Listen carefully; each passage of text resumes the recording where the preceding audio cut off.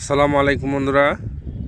Indian উন্নত জাতের সুখসাগর পেঁয়াজ চাষ করেছি বাংলাদেশের মাটিতে, আমাদের কুষ্টিয়াতে। এর আগে দেখেছি মেহেরপুরে অনেক ভালো হয়, তো আমি এখানে এই বীজটা বুনেছিলাম।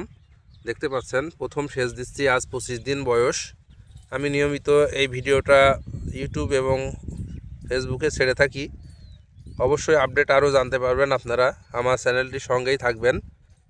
তো আমার কাছে খুবই ভালো লাগছে। যারা এই চাষ করেছেন, যদি আমার ভিডিওটা দেখে থাকেন অবশ্যই আমাকে পরামর্শ দেবেন। আমি এখানে সুখসাগর পেঁয়াজের সঙ্গে রসুনও দিয়েছি। রসুন দিয়েছি 20 ইঞ্চি পর পর, আর 6 থেকে 7 ইঞ্চি পর পর রসুনগুলো লাগিয়েছি দেখেন। আর আজকেই প্রথম সেচ দিচ্ছি, আজ 25 দিন বয়স।